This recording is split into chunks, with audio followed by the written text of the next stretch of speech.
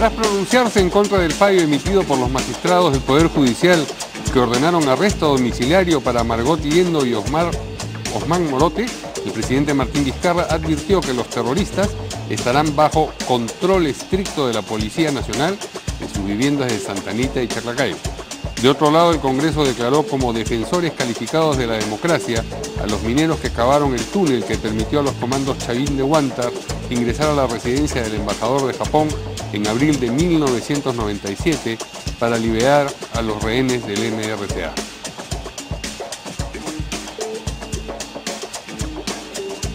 Por falta de quórum se frustró la sesión de la Comisión de Acusaciones Constitucionales en la que se debía ver el pedido de levantamiento de la inmunidad parlamentaria al congresista Richard Acuña, solicitado por el Poder Judicial en septiembre del año pasado. Esto a raíz de la presunta comisión de delito contra la Administración de Justicia, fraude procesal y otros delitos en agravio del Estado. El presidente de la comisión, Elías Rodríguez, dio cuenta del pedido de licencia de varios de sus integrantes y reprogramó la sesión para el próximo 30 de abril. Y Kenji Fujimori pidió que el proceso iniciado en su contra por estar implicado en los Mamani videos se declare improcedente, o sea, archivado por la Subcomisión de Acusaciones Constitucionales. Entre tanto, el legislador Moisés Mamani entregó hoy el dispositivo que le sirvió para grabar a sus colegas en la presunta compra de votos destinada a evitar la vacancia del ahora expresidente Kuczynski. César Nakazaki, abogado del exmandatario, advirtió que su patrocinado no aceptará ser investigado 2 veces por el mismo delito.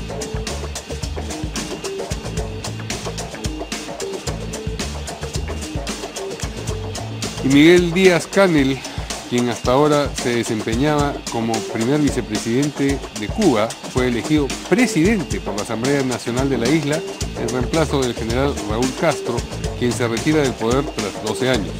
El nuevo gobernante fue ratificado con el 99,83% de los votos de la Asamblea Nacional del Poder Popular, según los datos ofrecidos ante la Cámara por la presidenta de la Comisión Electoral Nacional, Alina Balseiro.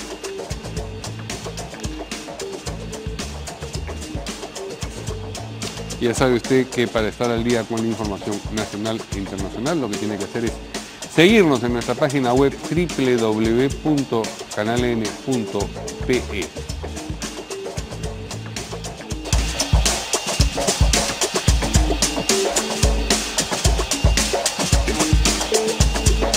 ¿Qué tal, amigos? ¿Cómo están? Buenas noches, bienvenidos por supuesto a En Portada. Hoy día no me acompaña Verónica, pero sí, como siempre, 2 distinguidos invitados.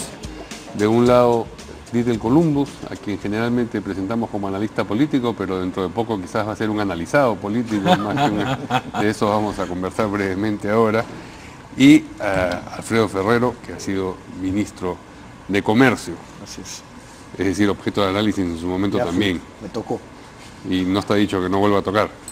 Eso no se sabe nunca. Buenas noches, ¿cómo están, caballeros? Buenas noches, Mario, ¿cómo estás? Bueno, ya hemos abierto la materia. Lo que ocurre es que se lo vocea en corridos como probable candidato del fujimorismo a la alcaldía de Lima. ¿Qué hay de eso?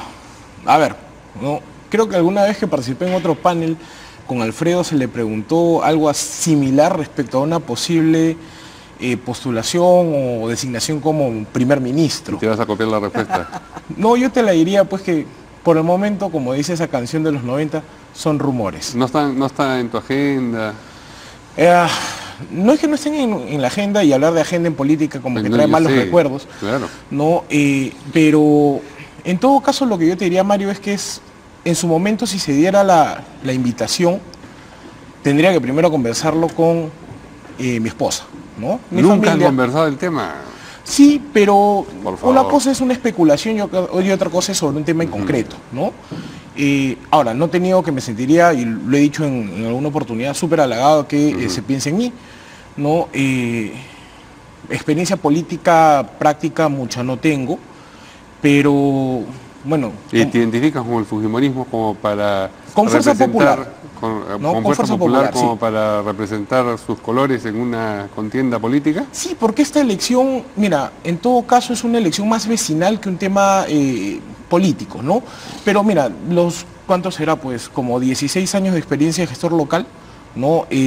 Algo me pueden ayudar en un hipotético escenario como el que planteas. Pero mientras no se dé, yo prefiero no, ahí sí me estoy copiando a Alfredo, ¿no? Prefiero no especular. Muy bien. Pero en mi caso no se dio. No se dio. Pero creo que este caso sí se va a dar. Ajá. ¿Por qué? ¿Por qué tienes esa impresión? Porque estoy leyendo detrás de las líneas, Ajá. ¿no? De la respuesta. Yo creo que sería un excelente candidato, dicho ese paso.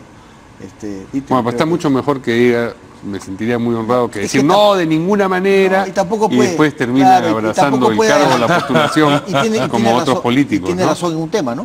Es cierto, uno puede estar adelantando posiciones cuando no se ha formalizado todavía ninguna candidatura, porque imagínense que hay algún cambio, algún imprevisto que decida finalmente no aceptar y de repente ya anticipó una respuesta, ¿no? Pero yo creo que efectivamente creo que una cosa es ser analista político, otra cosa es ser político en la cancha, pero creo que Little tiene las condiciones. Ha sido importante, además, eso lo ves tú mejor que yo, porque tú eres el especialista, pero ha dicho que esa fin a Fraude Popular, nuevamente el fujimorismo ha hecho la distinción entre ambos, ¿no? Así que es interesante ese tema. Ya veo por qué sugeriste que lo invitáramos. ¿Será porque somos amigos? Muy bien. Esa es la respuesta, doctor. Muy bien, vamos a los temas que nos conciernen. Primero tiene que ver con el arresto domiciliario ordenado para los terroristas Margot Liendo y Osman Morote, que sin embargo todavía no han salido de su encierro. Y esto ha motivado comentarios y observaciones, por supuesto, de diversas personalidades, empezando por el presidente. El presidente... tenemos primero unos tweets, me están diciendo de producción, unos tweets del Ministerio Público que vamos a compartir con ustedes. Dice, lo último, el Ministerio Público interpuso recurso de nulidad contra la resolución judicial que dispuso la excarcelación de los cabecillas de Sendero Luminoso, Osman Morote, Barrio Nuevo y Margot Lourdes Liendo Gil, procesados por los delitos de terrorismo agravado. Ese es uno de dos. El segundo, el pedido se sustenta en el incumplimiento del pago de la caución económica y la falta de medidas de seguridad en los inmuebles donde cumplirían arresto domiciliario. Eso es lo que ha dicho el Ministerio Público. Bueno, entonces lo que corresponde es que analicemos primero si esto tiene sustancia legal o no tiene sustancia legal. ¿Me permites? Por favor. Mira, para empezar, es indignante lo que está pasando. Mira, no por el tema que todo el mundo comenta de Morote y cualquier otro terrorista esté pasando de una condición carcelaria a una de arresto domiciliario, sino que es vergonzoso que las autoridades judiciales no se laven las manos con argumentos absurdos, porque para empezar, este tema, ahora vamos a traer a colación el tema del Ministerio Público, ¿no? Dice, hemos interpuesto recurso de nulidad contra la orden judicial de la excarcelación, pero la orden judicial de excarcelación no es de ahora, es del año pasado, de julio. Y el presidente del Poder Judicial y la Sala Penal han salido a decir que se dio en julio y que no dijeron nada, que el procurador no dijo nada. Y es una vergüenza pues que los magistrados del Poder Judicial y lamentablemente el presidente del Poder Judicial diga que el procurador no apeló, cuando el procurador no tiene facultad para apelar un mandato de esa naturaleza, salvo que sea un tema de la reparación civil o la sentencia exculpatoria, que es la parte final de un proceso, ¿no? Entonces, ¿qué es lo que ha pasado acá? Se les pasó las misas de 11 para poder agilizar el tema procesal. Entonces, lo vergonzoso es pues que la ineptitud, la negligencia, desidia, el tortuismo procesal que tenemos actualmente es lo que permite pues que estos... Pero estos argumentos que esgrime ahora el Ministerio Público, ¿son válidos en una situación como esta? No, tampoco, porque... ¿Pueden detener una orden judicial, un fallo judicial? El fallo de ahora es un fallo de ejecución del mandato judicial del año pasado. ¿No? Si en todo caso había un error procesal, un vicio, como dicen ahora el Ministerio Público, deberían plantearlo el año pasado en julio, pues no ahora en la caución, abril. El no pago de la caución es razón para que no se se permita la salida. Es que ese tema está relacionado a la ejecución, al tema de la resolución judicial del año pasado. Sí. La de este año es la ejecución del mandato del año pasado.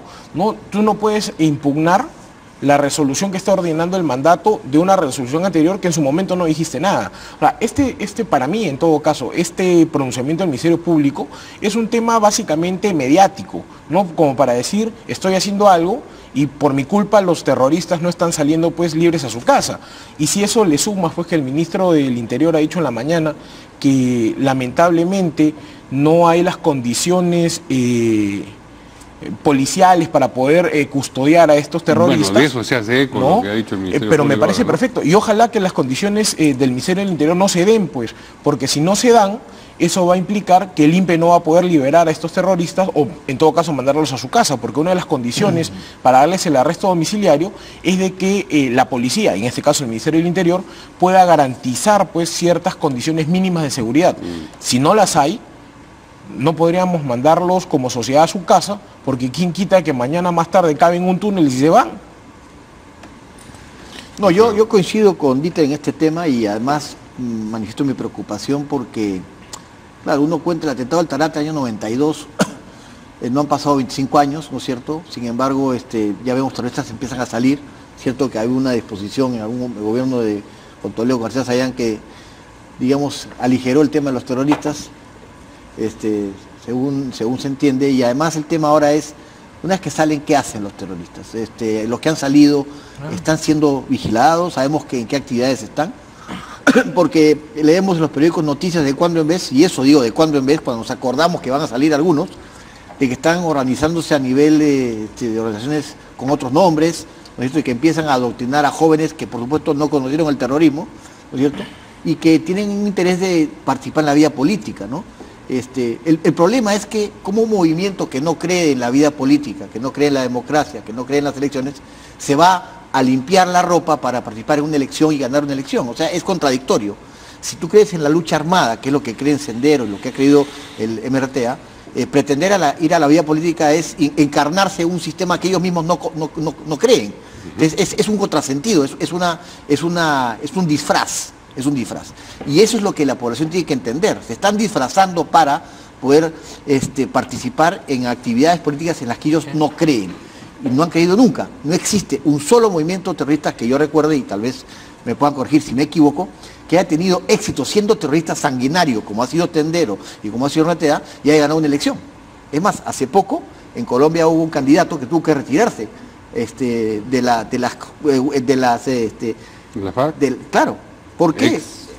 Porque era ex-FARC, participó y tuvo tal rechazo de la ciudadanía que tuvo que retirar su candidatura, ¿no? Entonces, el problema es que este adoctrinamiento y este sistema, pues al final lo que se hace es revivir lo que hemos tenido hace pues 20 años o algo parecido. Entonces, yo creo que hay que ser drástico con el tema del terrorismo. Yo creo que pero el problema de las personas que han cumplido su sentencia es real, está ahí, claro. Ya el tiempo, digamos, se venció. Y lo que estamos discutiendo es si estas razones que se esgrimen para prolongar su estadía en la cárcel son legítimas o no. Bueno, aparentemente son legítimas y aparentemente también yo también creo que hay un descuido de parte del Estado, ¿no? No, eso sin duda, pero eso es, digamos, el diagnóstico. Así han salido Marisa Garrido Leca y otros terroristas cumpliendo su condena, ¿no es cierto? Pero la labor del Estado no acaba solamente soltándolos, ¿no? La labor del Estado implica también, como ha dicho Dieter, verificar de que estén, si van a estar en el domicilio, pues que tengan cierto grado de cuidado, que no aparentemente no. Por ejemplo, el otro día escuchaba decir que nadie sabía dónde estaban los terroristas que habían sido ya liberados, ¿no? Sí. En qué estado estaban, qué estaban haciendo, ni siquiera dónde vivían, ¿no? Dijeron que estaba en Piura, escuché a una congresista decir que estaba en Piura, después que Piura no estaba. Entonces, ¿qué pasa con eso? Si el ex ministro Yufra no sabía dónde estaba el congresista Mamani y lo tenía que ubicar por teléfono como loco, menos van a saber dónde están los terroristas, pues. O sea, ese es un problema. Y el tema de fondo, en este caso en particular, no es pues discutir el asunto solamente de si es que cumplieron su condena o no. ¿No? Esa parte no la vamos a discutir porque en un Estado de Derecho sí, pues si cumpliste tu condena debes quedar libre, pero en este caso en específico, en el caso de Morote, el mismo Poder Judicial sacó un comunicado ayer diciendo, muy suelto de huesos, que lamentablemente tenían que variar la condición carcelaria por arresto domiciliario porque se les habían pasado los plazos. O sea, el mismo Poder Judicial está admitiendo la ineptitud procesal en la que ellos mismos están hundidos, y para poder salir del paso y lavarse las manos, que han dicho, bueno, el Ministerio Público también no hizo nada y el procurador, que no tenía nada que hacer, lo meten en el mismo costal. Y ahora el Ministerio Público, como diciendo, la papa queme, te la devuelvo, ya presenté mi recurso en nulidad. Que procesalmente es simplemente un bluff mediático para poder limpiarse la cara, pues también, ¿no? Vamos a escuchar lo que ha dicho el presidente Vizcarra sobre este asunto. Ayer el presidente del Consejo de Ministros ha dado, después del Consejo de Ministros, diciendo la opinión del Ejecutivo, que no estamos de acuerdo. Somos respetuosos del Poder Judicial, porque el Poder Judicial es autónomo para tomar sus decisiones, pero sin embargo, así, con el respeto que se merece, le decimos, señores jueces, no estamos de acuerdo. Tenemos que extremar las medidas de seguridad de la población y no podemos, en ese sentido, generar ese tipo de desconfianza en la población. Presidente, ¿qué tipo de medidas de seguridad se va a implementar contra estos terroristas que han sido liberados? No. Un control bien estricto a través del Ministerio del Interior, o sea, tenemos que hacer un control. Pero la mejor seguridad sería que sigan pagando su pena, sus culpas dentro de la cárcel y no fuera como se ha dicho. Eso es lo mejor sería. Pero es una decisión del Poder Judicial y por eso nosotros le pedimos que evalúen, revisen y puedan corregir las decisiones que han tomado. Pero esta afirmación de van a ser vigilados por la policía parece que es algo que se saca de la manga en ese momento, no dice, bueno, tenemos el plan X para tener a esta persona vigilada ni nada por el estilo. Además es contradictorio con las declaraciones del ministro del Interior de horas antes, ¿no? Porque el mismo ministro del Interior ha señalado de que la policía no están dadas las condiciones como para poder asegurar, pues, la vigilancia de los terroristas que van a pasar a arresto domiciliario. Sí. O sea, el presidente de la República, en la condición en la que está, tampoco va a decir, pues, nos han cogido con los pantalones abajo, tiene que decir algo. El Estado de Derecho es para los terroristas que están liberados, pero también para los demás ciudadanos del Perú que quieren tener una vida tranquila y pacífica y no regresar a las épocas del terror, ¿no? Vamos a escuchar, si nos permiten, lo que responde a las múltiples críticas el presidente del Poder Judicial, Duberly Rodríguez. Pleno funcional. Lo que le han pedido las partes al tribunal que ahora está juzgando es que se ejecute esa decisión, y lo que ha hecho la sala de que está juzgando a Morote por el caso Peraza es simplemente aplicar una decisión que ya está decidida desde el año pasado, de tal manera que no es un tema nuevo. Primero bueno, es un poco lo que comentabas antes, ¿no? Dice, bueno, esto venía de tiempo atrás y no dijeron nada en su debido momento, mal pueden hacer ahora, digamos, lo curioso, hablar de... Sí, lo curioso, Mario, es de que el año pasado se ha dado esta medida, ¿no? Y en realidad creo que nadie estaba enterado de esta situación, el Poder Judicial poco o nada ha dicho sobre el particular, y nos estamos enterando recién ahorita, ¿no? Mediáticamente, o la ciudadanía. ¿Por qué? Porque ya se va a ejecutar la medida que el año pasado se ha dado, ¿no? Entonces el Poder Judicial no solamente tiene una especie de diletancia o algo así, sino que además, ¿no? Temas tan importantes para la ciudadanía no las comunica, ¿no? A veces ves tú en el Twitter del Poder Judicial cómo sacan a veces temas intrascendentes, ¿no? Y un tema de esta naturaleza que le afecta no solamente a las partes procesales, sino a toda la sociedad. No recuerdo haber visto un tuit donde digan Morote va a pasar a condición de arresto domiciliario en julio del año pasado, creo que dice el presidente del Poder Judicial, ¿no? Y eso preocupa, ¿no? Y preocupa más que los propios magistrados no tengan ni siquiera en claro cuál es la actuación de cada una de las partes procesales en este tipo de casos, ¿no? Por favor, Alfredo, sí.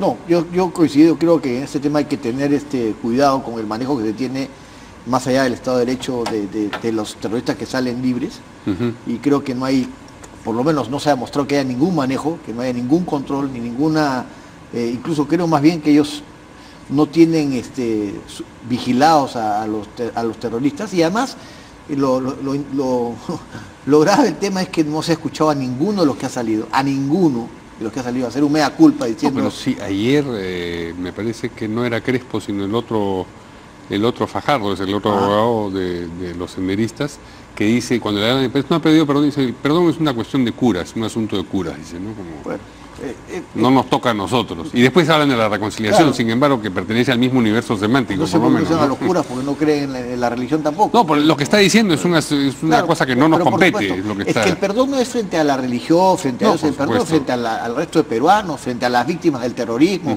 siempre a los huérfanos, a las viudas que quedaron desprotegidas en esos años, ¿no?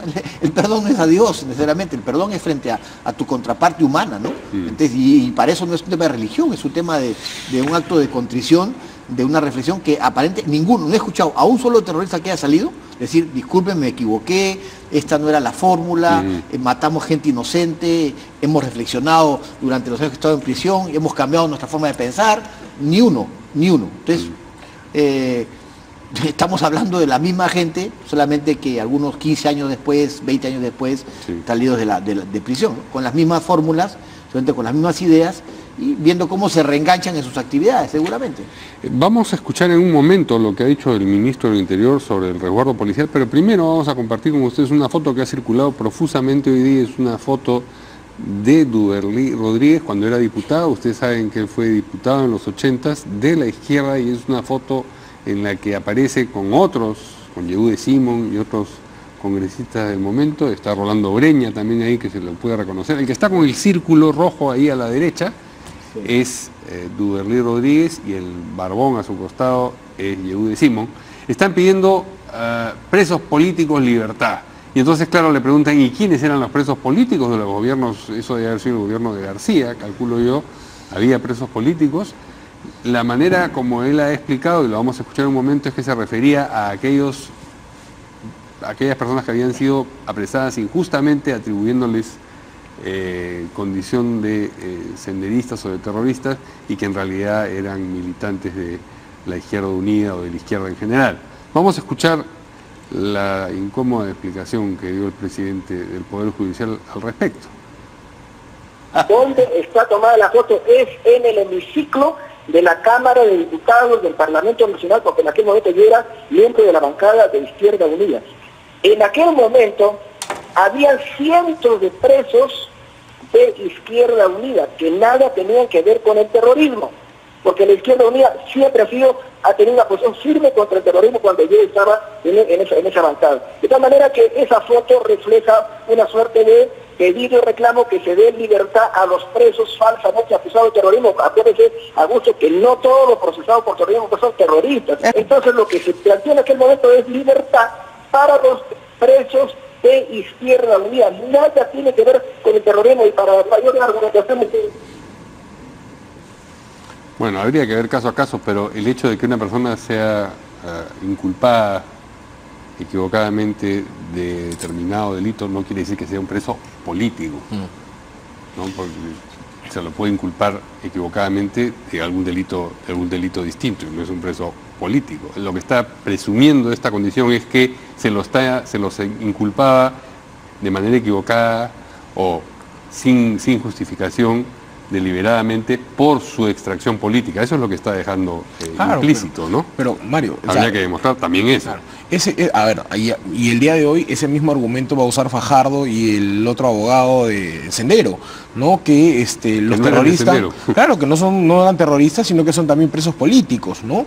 Ahora, el actual presidente del Poder Judicial, en aquel entonces diputado de la Nación, ¿no? Se olvida pues de que finalmente, al margen de su apreciación de preso político, son personas que han sido procesadas, juzgadas y condenadas, ¿no? Entonces, si para el presidente del Poder Judicial, ojalá que haya cambiado su forma de pensar, ¿no? Aquel que ha sido procesado y condenado por el Poder Judicial no merece, estar purgando condena, entonces de alguna manera te deja pensando qué tan probablemente es el sistema, eran detenidos, ¿no? sin condena, quizás hasta ni siquiera con acusación en ese momento, ¿no?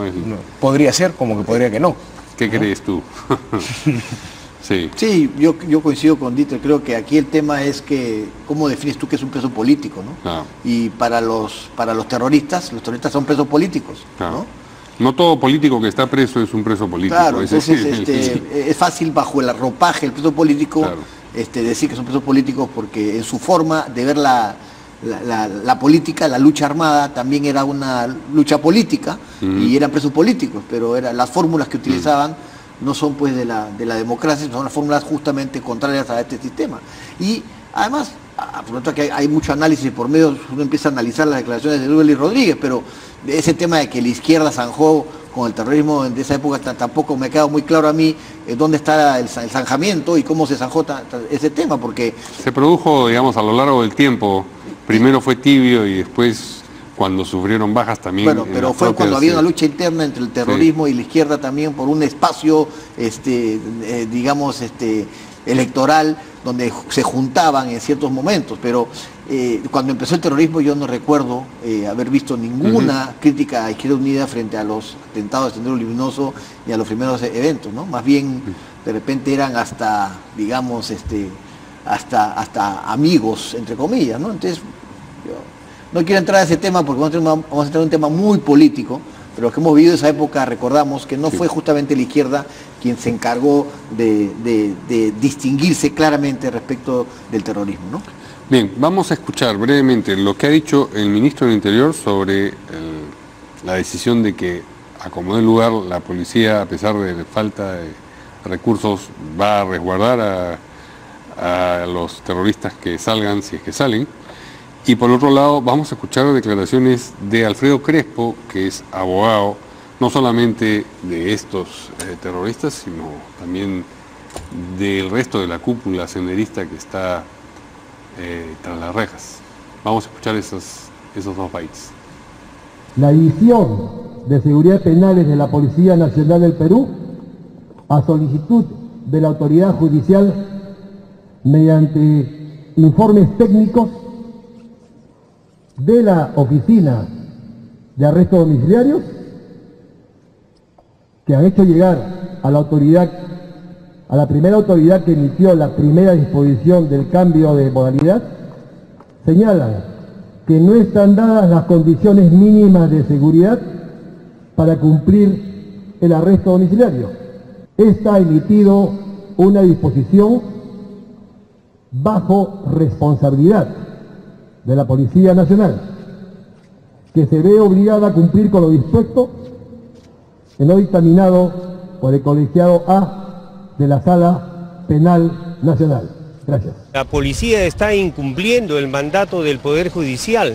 El mandato del Poder Judicial era que él debía ser excarcelado a las 24 horas de la audiencia del día martes, o sea, el día siguiente, el día de ayer. Considero de que es una intromisión del Ejecutivo en el mandato de las resoluciones del Poder Judicial, simplemente porque lo que se quiere es alargar la salida de Osman Morote y Margot Liendo y presionar al Poder Judicial para que de una vez termine el caso Tarata y le impongan la pena de cadena perpetua. Entonces impedir así de que salga en libertad. Bueno, eso es lo que comentábamos. ¿Ustedes quieren agregar algo? No, vamos, si no, sí.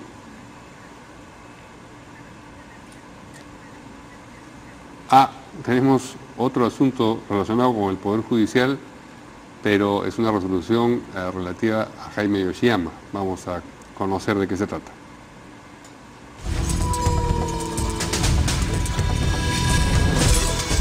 A ver, ¿en qué consiste la resolución? Ahí dice: último minuto. Colegiado de la Segunda Sala de Apelaciones Nacional declaró nula la resolución que impide salir del país por 18 meses a los investigados Jaime Yoshiyama Tanaka, Augusto Bedoya Cámere y José Martín Briceño Villena. Caso lavado de activos, Fuerza Popular. Es decir, les han levantado el impedimento de salidas a estas tres personas mencionadas por Barata en su declaración. Bien, ahora sí, vamos a la pausa y regresamos con la Comisión de Acusaciones Constitucionales, que hoy día no pudo sesionar por falta de quórum. Regresamos con eso.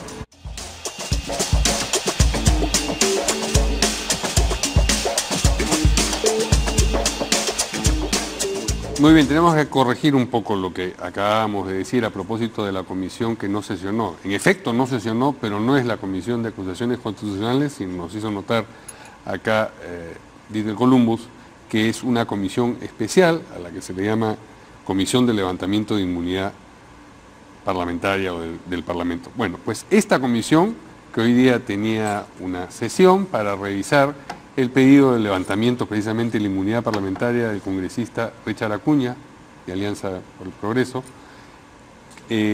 un levantamiento de inmunidad que, como ustedes saben, ha solicitado el Poder Judicial en septiembre del año pasado por la presunta comisión de los delitos contra la Administración de Justicia, fraude procesal y otros delitos en agravio del Estado, pues no sesionó. ¿Por qué no sesionó? Porque no tuvo quórum y quien la encabeza, es decir, el congresista Elías Rodríguez, que es de la bancada aprista, lo que hizo fue dar cuenta del pedido de licencia de varios de los integrantes y reprogramó la sesión para el próximo 30 de abril.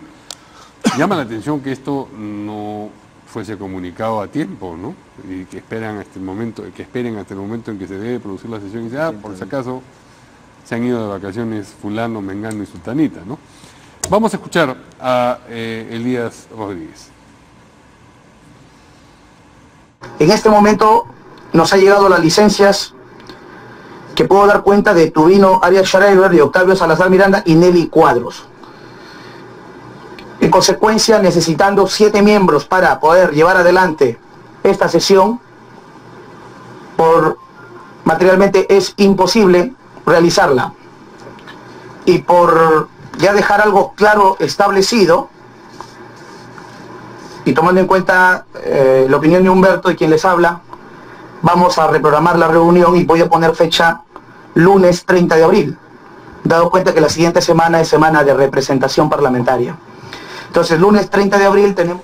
Hay varios congresistas que están en una situación semejante. Está también Benicio Ríos, está Zacarías Lapa, del Frente Amplio, y Guillermo Martorell, de Fuerza Popular, por delitos de colusión y negociación incompatible, por supuestamente haber favorecido empresas vinculadas a su hermano, este último. En fin, hay problemas de esta naturaleza, pero comentábamos antes, fuera de cámara, contigo, Dirl, que tú veías improbable que al final se llegue a levantar inmunidad alguna. Sí, mira, porque, a ver, el procedimiento reglamentario es, una vez que pasa la comisión de levantamiento de inmunidades, se tiene que discutir y se le tiene que dar el derecho a la defensa que se les impone, en este caso sea el señor Acuña, sea Benicio Ríos, cualquiera de ellos. Cualquiera de los congresistas, ¿no? Y el tema va a ser, ¿no?, qué tan sustentada está la posición del Poder Judicial para poder levantar la inmunidad de un congresista, que no es poca cosa, ¿no? Levantarle la inmunidad a un congresista es básicamente hacer un prejuzgamiento político por parte de los congresistas de que hay serios indicios de culpabilidad de quien se está pidiendo ser de alguna manera pues liberado de este tipo de escudo jurídico que tiene, ¿no?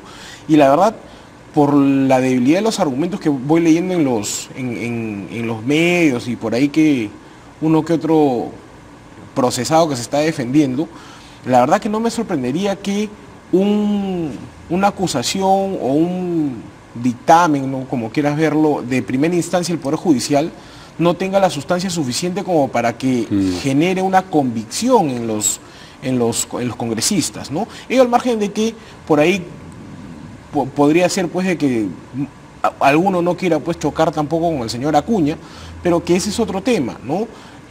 Yo creo de que el principal problema va a ser la falta de sustancia jurídica de la documentación o del pedido mismo que está formulando el Poder Judicial, ¿no? Pero algunos de estos casos tienen que ver con presuntos delitos cometidos antes de que fueran congresistas. En ese caso, la inmunidad no los alcanza, ¿no es cierto?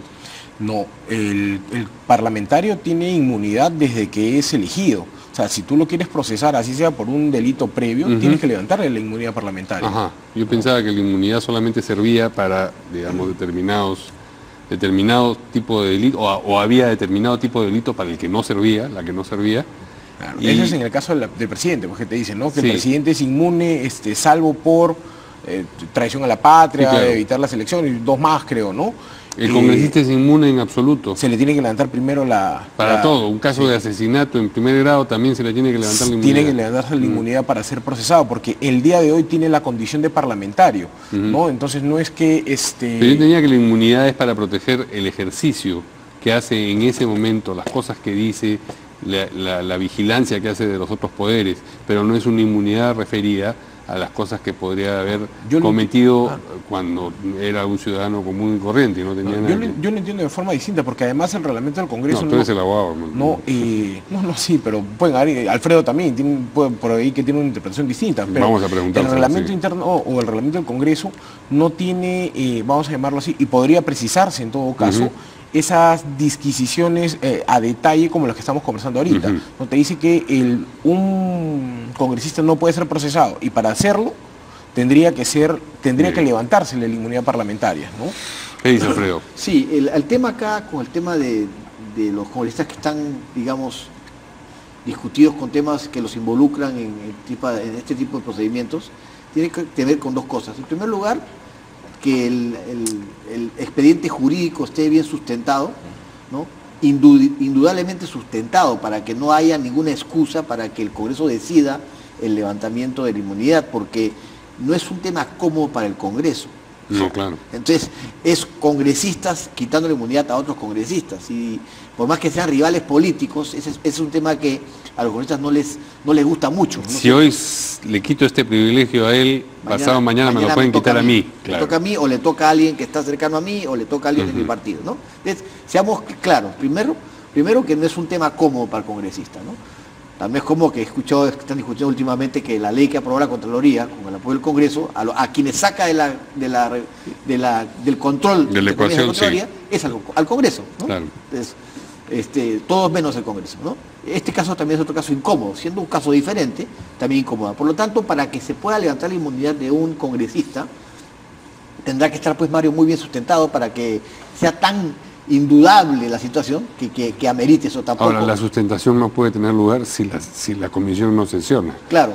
Ese es otro problema, ¿no? Ya eso indica una disposición frente al tema, ¿no? Y Elías Rodríguez ha postergado la sesión hasta el primer día útil de la subsiguiente semana, porque la semana que viene es semana de representación, por lo tanto los congresistas no están sesionando, no sesionan esa semana, porque se supone que van a visitar las localidades cercanas al lugar donde fueron elegidos, hacer su trabajo parlamentario más allá del recinto del Congreso. Entonces la próxima semana no hay pleno, no hay comisiones, ¿no? Y el hecho, claro, sí. Y el hecho, como dice Alfredo, que vayan a sesionar y que haya quórum, tampoco es garantía de que vayan a acordar, pues, iniciar el proceso de levantamiento de inmunidad. ¿No? Por eso yo te decía, teniendo en cuenta de que finalmente los que van a tomar la decisión no necesariamente son personas formadas en derecho, ¿no? Van a recurrir a múltiples razonamientos para ver si es que llegan a la convicción de que hay que levantar la inmunidad o que no. Entonces, y ahí queda un poco el tema de la subjetividad del que va a votar, ¿no? Yo en lo personal no creo que lleguen a levantarle la inmunidad a el otro tema también que está del otro lado de la moneda en este asunto, Mario, es cuando de repente, si no hubiera esta disposición, el abuso de estas medidas para levantar inmunidades o para desproteger al congresista. Entonces lo inundan de demandas o denuncias, ¿no es cierto?, para que le quiten la inmunidad. Por lo tanto, es difícil llegar al lugar adecuado como para que sea un mecanismo adecuado y justo y no sea un abuso de un lado o del otro, ¿no? Pero no es un tema que al Congreso le guste, no le acomoda, le incomoda, y obviamente, seguramente que si hubiese sido esta reunión para un ministro estarían todos ahí, ¿no? Pero como se trata de otros congresistas, el tema es medio incómodo, ¿no? Así que tratan de postergar la fecha, y seguramente eso le dará tiempo para poder prepararse mejor, o para que el congresista también haga su trabajo de preparar documentación para sustentar por qué no se debe levantar la inmunidad, ¿no?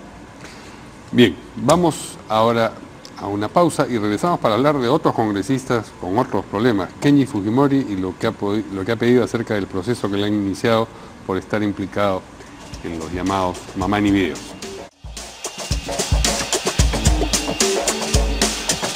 Bien, Kenji Fujimori, que tiene un proceso, bueno, tiene un proceso él, tiene un proceso el congresista Bocángel, tiene un proceso el congresista Ramírez, también bienvenido a Ramírez, en su contra por lo que revelan, sugieren los llamados mamanideos, es decir, un trueque de votos en contra o en abstención para en la moción de vacancia del ahora expresidente Kuczynski, que está en marcha en ese momento, a cambio de algún tipo de granjerías, obras,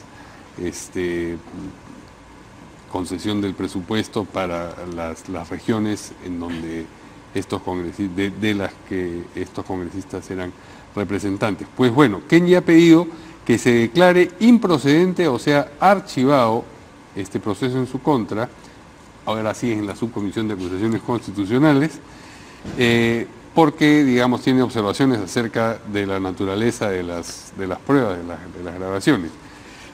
Mientras tanto, el congresista Moisés Mamani, que es el cineasta, entregó hoy el dispositivo que le sirvió para grabar a sus colegas en esta presunta negociación, ¿no es cierto? Pues bien, es decir, avanza a trompicones la investigación. Nuevamente les pregunto a los abogados, ¿tiene algún viso de, en efecto, salir bien librado del proceso Kenji Fujimori alegando lo que está alegando? No. Cualquiera de los dos, por favor, no se peleen. A ver, yo particularmente no creyera que en este caso en particular el Congreso haga caso omiso a lo que todos hemos visto, ¿no? Si es que de alguna ¿Por razones manera, políticas o digamos? Por ambas. Por el debido proceso. No, yo creo que por ambas, por razones ambas. Políticas y Sí. por razones jurídicas. O sea, si ya de por sí la situación del congresista Fujimori, no, el todavía congresista en todo caso, no, con los primeros extractos que se evidenciaron pues en una conferencia de prensa con el señor Mamani y demás congresistas, ya eran jurídica y en todo caso políticamente complicados para él, cuando ya se han sabido pues los textos completos o se han visto los videos teóricamente completos, ¿no? De las participaciones donde se acordaba pues muy alegremente, en la mañana desayunas acá, en la tarde almuerzas por acá, se hablaba pues del tema de presupuesto, y solamente le faltó decir pues de cómo es la nuez, nada más para que le pongan la cereza en el pastel, ¿no? Todos quieren en torno a la comida, entonces. Sí, pues no, todo el mundo tiene una especie de afición pues por la torta de la corrupción, pues, ¿no? Pero el tema acá es que independientemente del tema jurídico, el tema judicial que ya lo está investigando el Ministerio Público, ¿no? El Congreso lo que tiene que determinar es que si la conducta de estos congresistas está reñida con la función parlamentaria y las obligaciones que establece la Constitución, ¿no? Y creo que en alguna parte de la Constitución se señala pues de que los congresistas tienen que demostrar pues una conducta a prueba, etcétera, etcétera. Y la verdad pues de que en el caso del señor Ramírez, que haya estado pues en el video hablando pues de cómo se reparten obras, porcentajes, ¿no? La verdad que más parecía matemático que médico el señor Ramírez, ¿no? Y así una serie de cosas más, ¿no? Ahora el congresista Ramírez me imagino que debe estar pues leyendo y leyendo un montón para ver si de verdad se olvida de las cosas y esto simplemente pasa como si fuera pues un mal sueño. Sí. El caso del congresista Bocángel también, que al margen pues de la forma que se ha referido a algunos de sus compañeros de bancada, congresistas, colegas y demás, también pues habla muy suelto de huesos cómo es el tema de vamos a llamar así, las coordinaciones de gestión, la gestión de intereses que se estaban haciendo con el Congreso. Es más, mencionan al asesor del señor Fujimori. Entonces, dada toda esta evidencia, ¿no? que al margen de lo jurídico, políticamente sería de la verdad desastroso que finalmente todos salgan pues libres de polvo y paja, como se dice, ¿no? Eso reforzaría pues groseramente ese dicho que dice pues que otorongo no come otorongo, ¿no? Y en este caso... Otorongo naranja o ex naranja no come sí, otorongo. Sí, no, es algo así, ¿no? Pero yo la verdad veo difícil que vayan a blindar a los congresistas. Pero parecería que la ventana de oportunidad que pudiera estar viendo Kenji en el espacio político de estas dos consideraciones para llevar adelante el proceso en su contra es la de que se desanime su hermana en última instancia de llevar las cosas hasta el final. Por eso él creo que ha aparecido en esta famosa foto donde más o menos se ofrece en dedicarse a la poesía bucólica, está a los ríos, a los bosques y que ya no tiene ambición política, y por eso también parece ha declarado algo bien distinto que lo que ofreció en ese famoso video también donde dijo yo voy a demostrar quiénes son los corruptos, y ahora resulta que se le dañó la memoria como en las grabaciones de Mamani. Sí, yo creo que Mario, Kenji ha tenido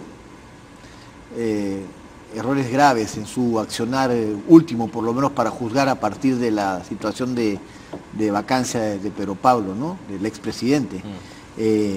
Ha sido bastante ligero en sus afirmaciones y no ha podido corroborar lo que ha dicho.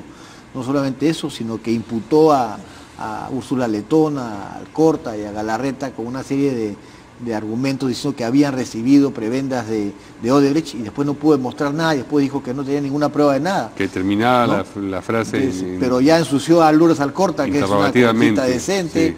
Y ensució a Úrsula Letona, que también digo lo mismo porque la conozco, es una mujer también proba, y a Galarreta. Entonces al final tú no puedes pasarte la vida diciendo cosas sin poder probar. Pero ¿crees tú que tiene él esperanza en Yo creo que este es un tema jurídico y político, ¿no? También hemos visto que hace 2 días fue a hacer su declaración y dijo que no tiene ninguna prueba de ningún aporte de Odebrecht a Fuerza Popular. También se dijo, entonces se le ha pasado desdiciendo, ¿no? Seguramente ahora estará pensando cómo pasar algunos días en el bosque para reflexionar.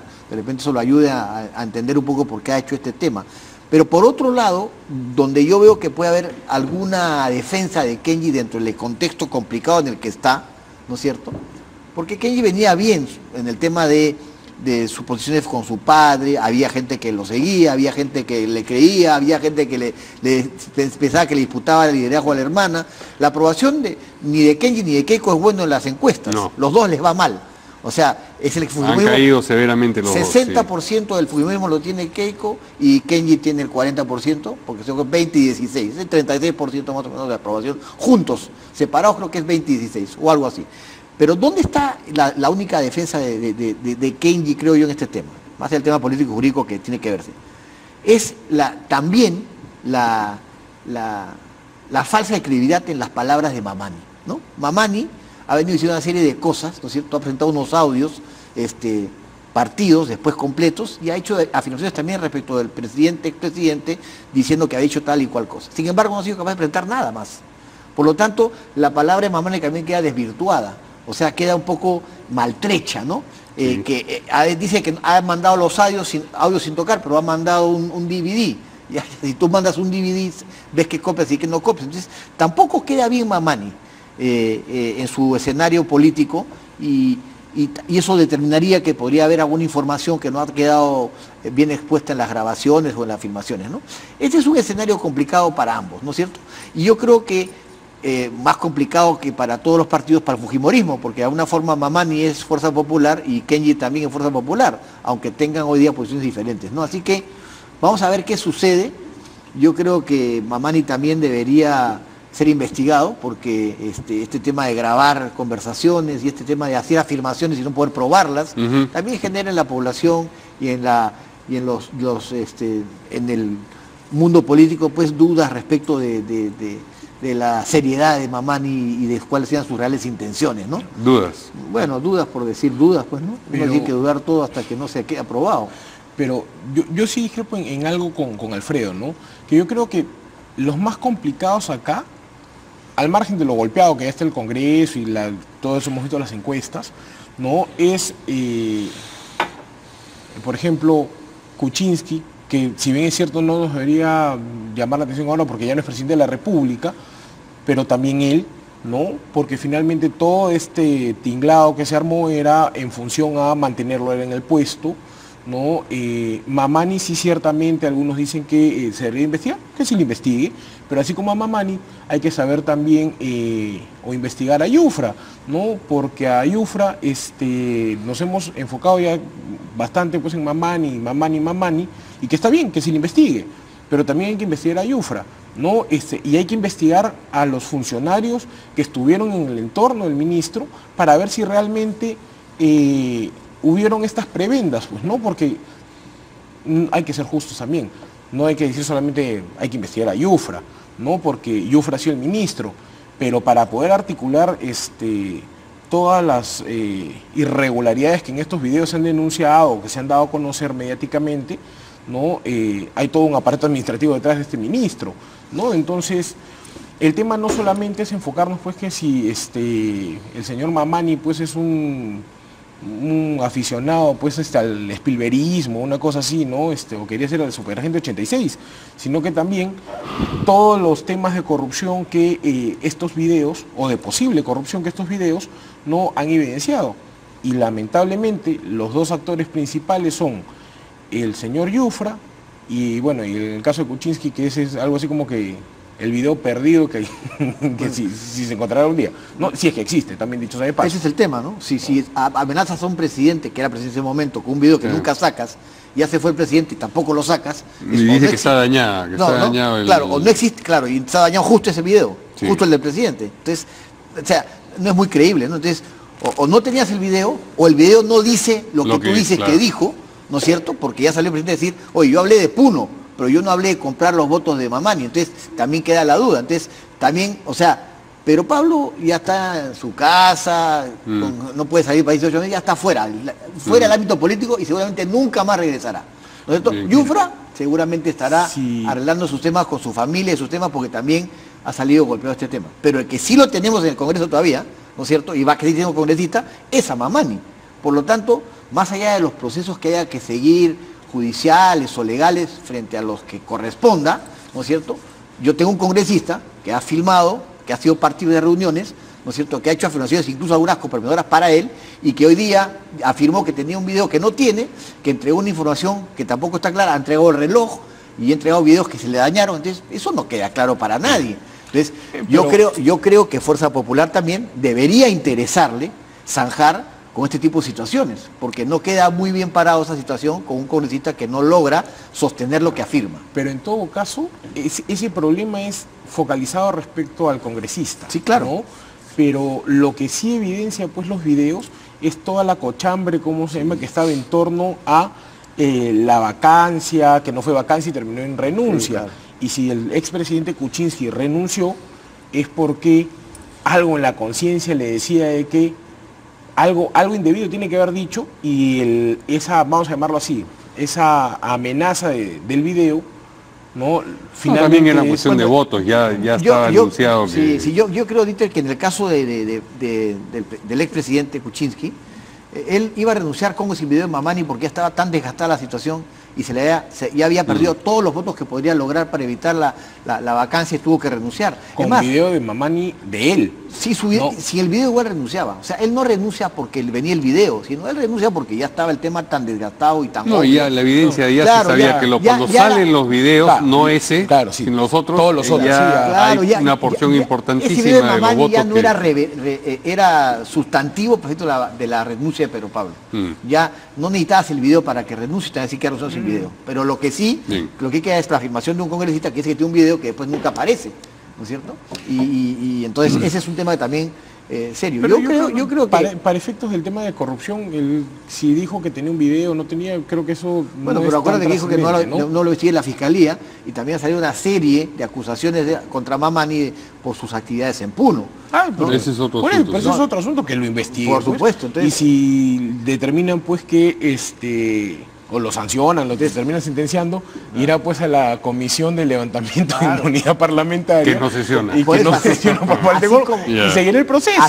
Así como me parece ligera la afirmación de Kenji en el tema de Úrsula Letona y de Lourdes Alcorta y de mismo Galarreta, cuando afirmó cosas que no ha podido probar y que ya no va a poder probar porque no han existido, ¿no es cierto? Letona ni siquiera era candidata en el 2011 pues, para decir que le había dado derecho plata. También tengo que decir que me parece súper ligera la afirmación de un congresista que dice que tiene un video de un presidente que nunca presenta. Sí, bueno, ya que hablamos de... Ligero uno y ligero lo otro. De Pedro Pablo Kuczynski, su abogado César Nakazaki ha dicho que no van a aceptar una doble investigación, la del Poder Judicial y la de la Comisión Lavajato, entiendo. Vamos a escucharlo. Cuando Pedro Pablo Kuczynski era presidente de la República y se investigaba la institución presidencial, él participó y colaboró brindando todo tipo de información. Pero cuando Pedro Pablo Kuczynski es nuevamente un ciudadano más, la Constitución dice que a un ciudadano quien lo investiga por presuntos delitos no es el Congreso, sino es el Ministerio Público. Si se trata de una investigación sobre delitos, solamente investiga la Fiscalía y el Poder Judicial en su momento juzga, no el Congreso de la República, y eso es lo que vamos a hacer prevalecer en este caso. No vamos a aceptar que haya dos investigaciones, o sea, las declaraciones juradas, una para el Congreso, una a la Fiscalía, testimonios a la Fiscalía, testimonios al Congreso. Doble investigación por hechos delictivos está prohibida por la Constitución y todos los tratados sobre derechos humanos. ¿Eso significa que Pedro... Rapidísimamente, por favor.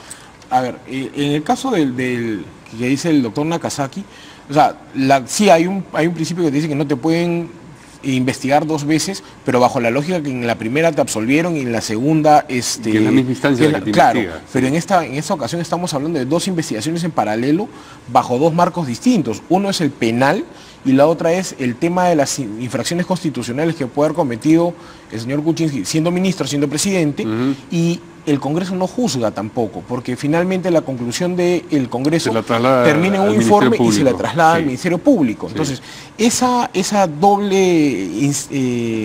dualidad a la que se refiere el doctor Nakazaki es cuando quien te investiga también tiene la facultad por lo mismo de sancionar. Esa disquisición yo creo que Nakazaki la tiene que conocer rapidísimamente también. Sí, bueno, yo coincido con Dieter, son temas que están vinculados y no necesariamente implica uno excluye al otro, ¿no? Sí. Aunque en el caso del tema político, el argumento de Nakazaki es que ya Pedro Pablo no es presidente, no está en política, y por lo tanto no tendría por qué ser investigado por el Congreso porque ya es un presidente. Pero ¿cuántos congresos investigan expresidentes? ¿No? Ya tendrá que sustentar bien su tema legalmente, ¿no? Caballeros, les agradezco mucho su presencia. Gracias esta noche. a ti, Mario. Nos vemos mañana aquí en Portada.